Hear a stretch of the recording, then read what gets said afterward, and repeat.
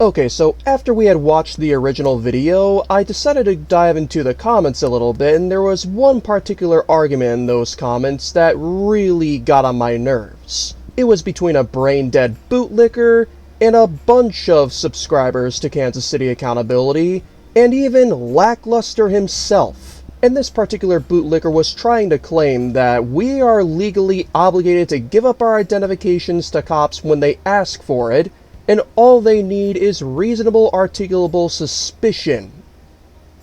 Notice how I didn't say the part that says, of a crime, even though there are a lot of websites that will say the same thing, whether in general with the 3 types of police encounters, or the Supreme Court case of Terry v. Ohio. Before we start, I just want to harp on this a little bit. Do these people not understand the flawed mentality behind this? If people were legally obligated to give up their identification just because they were suspicious, then that gives police officers a whole lot of room to act on feelings and nothing more. And this is a massive problem because no matter how much you train a police officer, you gotta remember that they are still human, and humans are irrational creatures. That's why there is that final part of that sentence that says, of a crime. And despite this being a well-known fact, at least among the First Amendment auditing and cop-watching community, and even though these cops realize that this guy's most likely a First Amendment auditor, as they say in their own words of course, they still don't understand it. I'm specifically talking about Officers Bailey and Officer Savage. Funny how his last name is Savage in this situation, how ironic, am I right? In the town of Grandview, Missouri. You obviously know how it starts off with Kansas City Accountability's videos. He starts off walking on the sidewalk, the police show up. We'll just play you a few snippets of what happened in this interaction. I sincerely hope you enjoy, and with that being said, let's take a look at these cops starting off cordial at first, but it turning out to be just because they wanted to sweet-talk him into giving up his rights. Just recording? Is there a reason for recording? I got a camera. They're just concerned because apparently individual matching your description has been doing this a lot at NASB locations. Okay, you got your name and badge number, sir? Officer Savage, Grandview Police Department, badge number 0315. Thank you so much for being professional. Yes, sir. I'm just recording. I didn't even speak to nobody. I know, but they see you out here and they're concerned that you're possibly casing the place. Say that one more time. Casing the place? I'd rather roll a joint than case one. Okay, no, I get that. Yeah. So is it like for a YouTube website, or is it just recording? It seems to be every excuse of a police officer. Have you noticed that before? Casing the place, those words, casing. Well, yesterday I guess was the temperature was down. Actually, on Halloween, it just didn't feel that bad. Is there a reason you're doing this building? I was actually just walking all the way around. Just walking all the way around? Yeah. This building, or just walking around? Just around the whole area. Is that fine? That's fine. They're just concerned, so we're out here just talking to you. Well, I have no ill intent, nothing like that, nothing nefarious going on. Just recording. Like I said, is it for like a website that you got, or just because you like to? You have video editor or something? I just got this camera. It's pretty cool. I like it. I'm just trying to see what the footage look like. Alright, I won't beat around the bush too much. For about 5 to 10 minutes, this cop and Officer Bailey that shows up right there, they end up having a pretty cordial conversation with Kansas City Accountability. Sounds good, right? Well, if you've been paying attention to what I've been saying in the beginning of this video, some things are just too good to be true.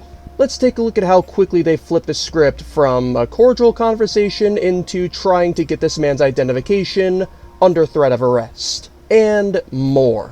Yeah, so man, I'm not gonna be long, you know, just gonna be out here getting a couple shots. Okay. That's cool. So, you have an ID on you real quick? You need my ID? Just to document who we talked to. Because here's the thing, right? Legally, constitutional rights. We have detained you for a little bit, so we need to make a real quick record. So hold on. This was good. That is not how identifying people works. I didn't say that. You just said you detained me. Yeah. Is that illegal? For what crime? We got a call out here. It's a police call. That's okay, you getting a call, but now you just said you detained me. To detain somebody, you need reasonable, articulable suspicion of a crime. So what crime did you detain me for? we've already explained why we're here. You just I'm you just got to going to call. document your name and date of birth that said that we talked to you. Okay. I don't have to get my ID. Yeah, you do. No, I do. Let's get a supervisor out here. Let's get a captain out here, sir. Well, the captain ain't going to come out for this. He's going to come out for this, sir. No, Yes, he will not. Yes, he is, buddy. Well, let me explain to you. Let me explain to you. I was going to see how much you was going to trample on my rights. I have a question for the cops watching out there. Wouldn't it just make your job easier if you didn't attempt to get people's identification, whether they willingly gave it up or not? Except that we got a police call for service. That's fine. That's fine. You can do that. The caller articulated Okay. who you are, what you were doing as far as your physical description. No crime. Okay. Based on that suspicious call for service, Is suspicious a misdemeanor or a felony? Suspicious It's act. neither. Come on, y'all looked like some good guys. Y'all just flipped the script. Hold on. Y'all just flipped the script. Hold on. Because I'm trying to explain it to you. Go ahead. Right? Because we're out here for a lawful call for service, and we contacted you lawfully. But okay, you don't have to agree. I'm just telling you. We most definitely finna try. Okay, I'm going to the police department. That's not law. That's not law, sir. That's not law. To show ID, sir. Can I ask what you've been doing? You need reasonable, articulable suspicion that a crime is being committed. Now, you cannot turn. Look, he putting his gloves. He ready to go hands on. He's cold-blooded. Hey, listen. My hand's cold. What do you do for a living? Yeah, sure. I'm just curious. That's now. it, huh? You was asking me all kinds of questions and I answered them. Come on now. That's fine. And you know what I do for a living. I'm asking you what you do for a living. You're using police tactics now. I'm asking you because I want to explain it. Okay, something to you. I'd rather not answer that. Okay, you don't have to. I'm just out here exercising rights. Okay. Now, and if you're trying to turn legal, constitutional, protected activity into a crime to try to get my ID, that look bad, Officer Bailey. I'm not saying that. Okay, so let me ask you this. Am I legally required to give you my ID right now on this call? Yes, you are. I am not. No, he's not. Captain out here, sir. I can confirm. Take a look at the websites here. He's not. If I'm calling somebody higher than you, sir. What'll happen is you'll be placed under arrest for failing to identify That's yourself. a secondary crime. You got to commit a first crime first to even have to ID, sir. No. Yes, you do. No. I challenge you on that, sir. You willing to arrest you? You don't want to do that because that's on you, sir. That's on you. Your qualified immunity is gone. Everything because you stepping on constitutional rights now, Mr. Officer Bailey. Okay, but can I explain something to you? Go ahead. I was just saying, man, y'all some cool guys, but that's why you cannot trust the police because y'all act like cool guys and then try to flip the script. And now you're interrupting. You won't even let me talk. Because the whole thing, man, you act like a good. Go ahead. Let me let you talk. Let me let you talk. Okay. That's why you can't trust the police. Okay. Except that, I just told you, I've been doing this for 17 years. Infringing on people's rights? No. I've been doing this 17 years. That should give you a perspective of how long bad policing has been going on. Just a taste of how long it's been going on for. No, it won't be. This will be the first, sir. This is the thing. Go ahead. Between the two of us, I am the subject matter expert on the law, and that includes constitutional law. I have hundreds of hours of study and application of that in my line of work. Over 100 hours studying the law and the Constitution, and yet he's doing this to an innocent man who objectively committed no crime. I find that laughable at best. But yeah, cops are that genuinely ignorant. It would be really nice if they were actually taught in police academies that they need reasonable articulable suspicion of a crime that has been committed, is going to be committed, or is being committed in order to get somebody's identification. So we obviously know there's a lot of annoying cop-splaining going on from this Officer Bailey. Let's just skip ahead to what they decide to do when they don't get their way after trying to sweet-talk KCA into giving up his rights. Check this out. So what about the Fourth Amendment? What about it? What about the Fourth Amendment? Because that's what you're doing right now. Yeah, what about the Fourth Amendment, huh? I have rights to privacy, sir. I don't have to show my ID if I haven't committed a crime. And then you said failure to ID. I have to commit a crime first to have to show you my ID. Failure to ID is a secondary crime, sir. How am I educating you on 17 years on this? You're not educating me because you're incorrect. You are incorrect. So what is the Fourth Amendment? What is the Fourth Amendment? Because that's what we get right now. This is the Fourth Amendment. Me recording is my First Amendment. You're asking me for my ID. This is the Fourth. I'm going to arrest you at this point. I'm not going to resist. Okay. You're under arrest. I'm under arrest. I'm not going to take that out of your hand yet.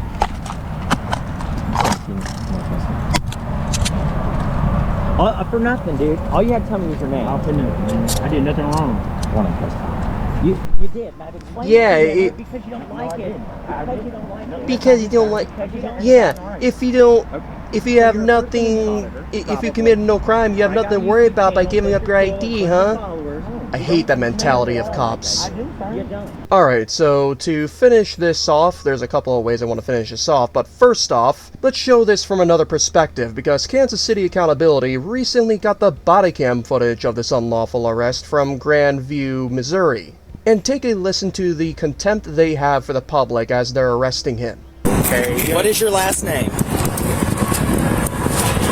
I have nothing on me, sir, but my cell phone is free. I'm still required just to make sure for my safety and yours. Identify yourself is only going to make your booking process take infinitely longer. That's a secondary crime, so I didn't do that. We're not debating it at this point. Processing into the jail, huh? Yeah, more on that a little later. Just ID at the jail, or you'll sit there. I have the right to remain silent. I'm not asking you guilt-seeking questions, dude. No, your ID is not a guilt-seeking question. Okay. You need to do some more studying, big guy. Okay, sir. I also forgot to mention this, but they also refuse to read him his Miranda rights. They claim that they don't have to. I